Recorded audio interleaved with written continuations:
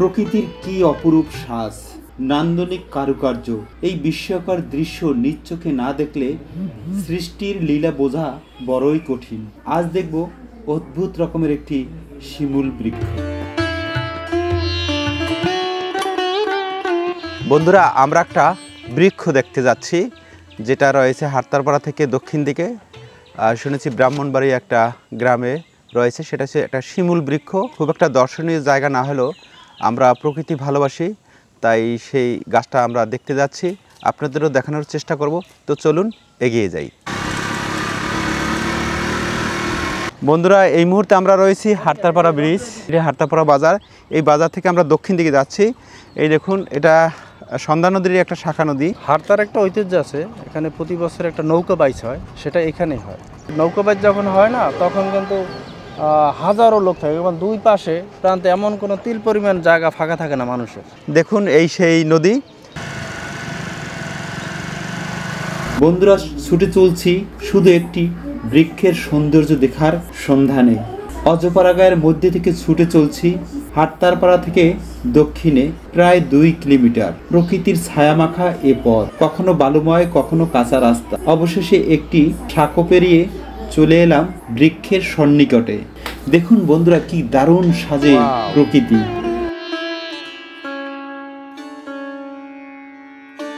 বৃক্ষটি দেখে বন্ধু তানবীরের উপলব্ধি।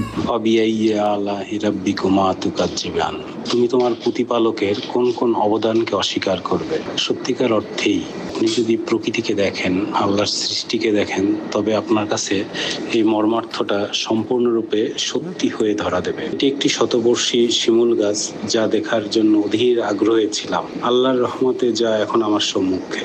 আপনারাও সপরিবারে আসতে পারেন, যা দেখতে সত্যিকার অর্থেই মনে প্রাণে প্রশান্তি পাবেন। বন্ধুরা, এই আশ্চর্য রকমের এই শিমুল গাছটি সত্যি অসাধারণ। এই শিমুল গাছটির যে সন্ধান দিয়েছে বন্ধু তানবীর, আর এটা দেখার জন্য আমরা এসেছি, আমরা এই 3 বন্ধু। আপনাদেরও সেই সাথে দেখিয়ে দিচ্ছি।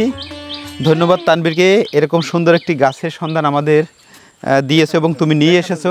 অসাধারণ এই সুন্দর গাছটি আমরা দেখতে পেরেছি, আপনাদেরও দেখানোর চেষ্টা করলাম এই গাছের আদ্যপান্ত। দিদি, কোথা থেকে আসছেন? স্বরূপকাঠি আসছেন, এই গাছটা দেখার জন্য আসছেন? আসছি, হ্যাঁ, গাছটা দেখার জন্যই। কেমন লাগতেছে?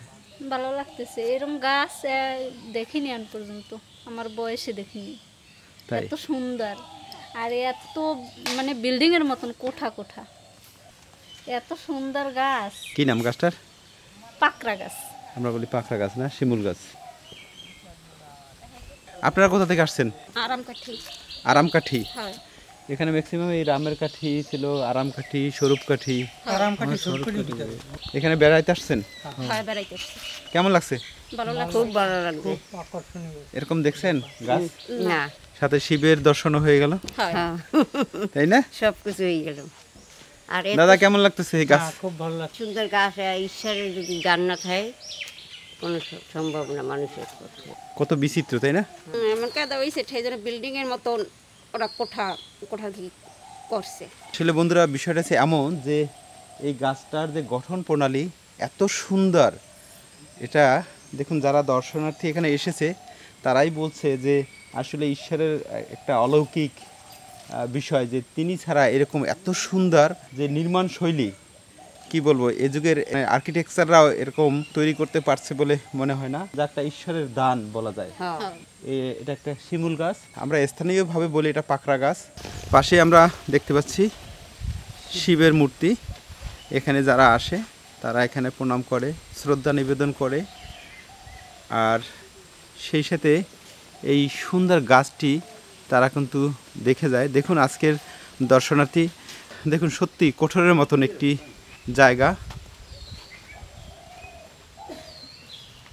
এমনও সুন্দর হতে পারে, সত্যি ভাবতেই অবাক লাগে।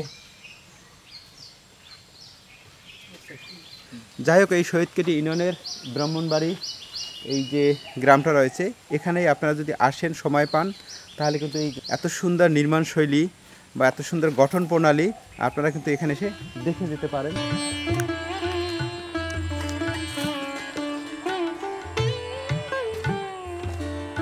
আচ্ছা, আপনার তো বাড়ি একদম, হ্যাঁ। এই আপনার বাড়ি আর এই হলো গাছ। আপনার জন্ম থেকেই তো দেখে আসছেন। তো দাদু বাইছে, হ্যাঁ। তার অনেক আগে অনেক প্রাচীন একটা গাছ। গাছ। হ্যাঁ, এই জায়গা এখন ধর্মীয় অনুষ্ঠান হয়, এই শিব পূজা, আর এরা ওই শিব চতুর্দশীতে। আপনার কেমন লাগে মানুষজন কেমন আসে? মানুষজন আমাদের কোনো বিরক্তি নাই, কষ্ট নাই, আসে বিভিন্ন দূর দূরান্ত থেকে আসে, গাছ দেখে, তারা আনন্দ পায়। সবচাইতে ওই যে যখন সরস্বতী পূজা হয় না, তখন এই রাস্তায় লোক ধরে না। এরকম একটা স্কুলে হয়, স্কুলের ছাত্রছাত্রীরা অনেক লোক হয়, অনেক প্রচুর মানুষ আসে এই গাছ দেখতে। হ্যাঁ, গাছ দেখতে। বিদেশিরা, ফরেনার যারা আছে, হ্যাঁ। তারা তো আসে, ধরেন এই যে শীতের সিজন আছে না, মানে মাসে 2বার 3বার এক একটা প্যানেল আসে। আচ্ছা, সরকার কি কোনো উদ্যোগ নিয়েছে এই গাছটা না, সংরক্ষণে? সরকার এখন পর্যন্ত কোনো উদ্যোগ নেয়। বন্ধুরা, আমরা এই উত্তমদার সাথে কথা বলবো। এখানেই থাকেন, তেমন তার যে যেমনটি অনুভূতি যে এখানে আসলে তারা কখনোই বিরক্ত ফিল করে না এবং তাদের আনন্দ লাগে যে মানুষজন আসলে তাদের ভালো লাগে। সারা বছরেই লোকজন এখানে আসতে থাকে, বিদেশিরা ওখানে আসে। যদি সরকার এখন পর্যন্ত কোনো উদ্যোগ নেয়নি এই গাছটা সংরক্ষণের। বন্ধুরা, শিমুল বৃক্ষটি দেখা শেষে বাড়ি ফেরার পথে বন্ধু সোহেলের আপ্যায়নে ছিলাম আমরা। অবশেষে সোহেলের মামা বাড়ি। ধন্যবাদ খালাতো ভাই। তো ডাব পাওয়া এই যুগে দুষ্কর, সেটা পেলাম এই হারতাপাড়া এসে। এই চৈত্র মাসের দিনে ডাবের পানি কেমন হতে পারে তা শুধু অনুভব করলেই হবে না, খেয়ে উপলব্ধি করতে হবে। যে আমার একটু ধরে, আমার ছোটো মামারই আসছি ডাব খেতে, আমরা সবাই বন্ধু মহল। ও, সেরকম অসাধারণ। আমাদের বন্ধু সোহেলের ভালো বলে রে। মামা বাড়িতে আমরা এসেছি, অনেক কষ্ট করেছে, আমাদেরকে বলেছিল সে ডাব খাওয়াবেই। যাই হোক, শেষ পর্যন্ত আমরা আমাদের খালাতো ভাই, সোহেলের খালাতো ভাই সুমন ভাইয়ের সৌজন্য আজকে ডাব খাচ্ছি, এজন্য তার কাছে অসংখ্য ধন্যবাদ। খানায় একটা দিয়ে দেন, সোজা হয়ে যাবে। মামাই আছে এদিক দাও না।